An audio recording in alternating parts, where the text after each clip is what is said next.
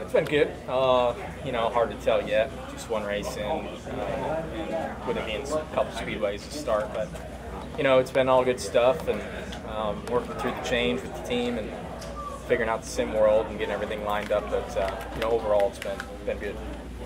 How much of a shot in the arm is it to get a double top 10 with both Jay and Jen finishing 7th at Daytona, given the start of the season, also the potential there was, potentially end with 2 cars in the record?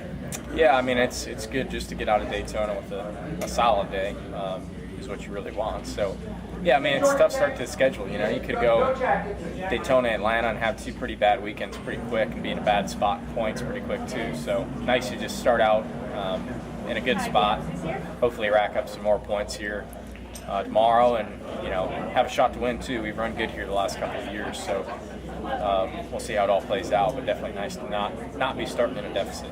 How close were you to JHN before being teammates with him, and what's he like behind the scenes? Yeah, I didn't really know him at all before. I've gotten to know him a bit better over the last couple of months, and how he does things. And, he's just learning to move into the role, trying to get into the sim stuff, and Ben coming in on the crew chief side, getting kind of moved into to our group. So overall, it's been a good start, and we just want to get racing on more normal tracks. Daytona and Atlanta here, it's a tough start to the year to know kind of where you stack up, and want to get going on some of these more typical tracks where we can really see where we both fall into place at. Erik, a lot of talk since last week about fuel saving in the Daytona 500. Obviously, it's always been a part of the sport, so that's nothing different. But the level that you guys had to do seemed to be more excessive than what you have. What was it like in the driver's seat for that? I know Kyle Busch called it disgraceful from his point of view. I don't know how you view it. Not fun.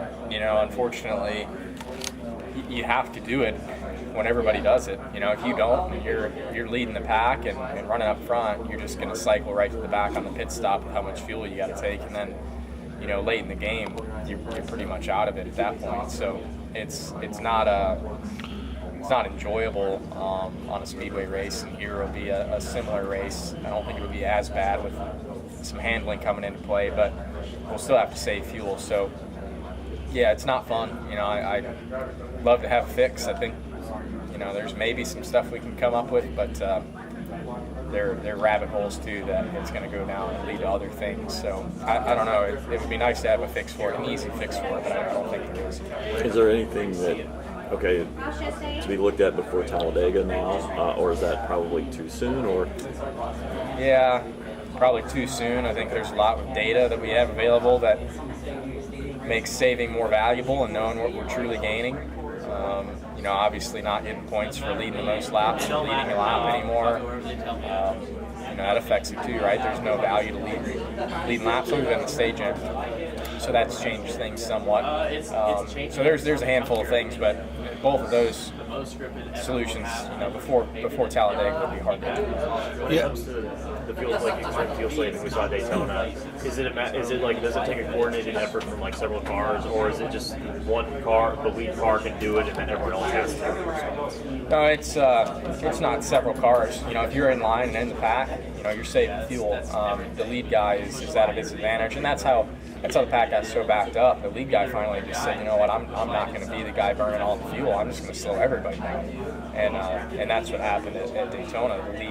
The leader just decided he was going to save as much fuel as everybody else, and slowed us down 20 miles an hour. So and we haven't seen that before, right? That's why it probably hasn't been as noticeable on TV until Daytona. But it doesn't matter truly where you're at in the pack, it seems, right now. You know, you got a lot of stuff to get through this weekend, and go for another potential top 10 or win.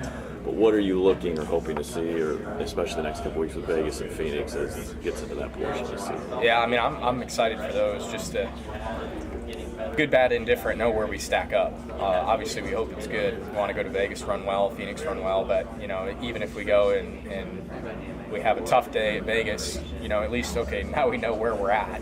Right now, we don't know. We had good speed at Daytona. I think we'll have good speed here again tomorrow, but it's not relative to the season beyond these two places in Daytona and Talladega. So, I just want to know where we stack up in the game, what we got to work on.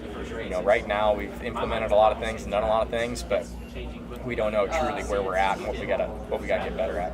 Yeah, Erik, Atlanta's, according to a lot of drivers, is now one groove track. Is that helpful for you? Are you more patient, in terms of watching some of the things happen in front of you so that you can take advantage of it? Yeah, I think you can work through here. You can run a few different places, and then in the summer last year, I felt like we could move around a decent amount and get some different groups going. So yeah, we'll see how it goes. It's gonna be cold tomorrow, so I think it's gonna be hard to get it widened out. But overall, yeah, it's fun. It's something different. Again, I wouldn't want to do it more than a couple times we do it here on at least a mile and a half, but it's something.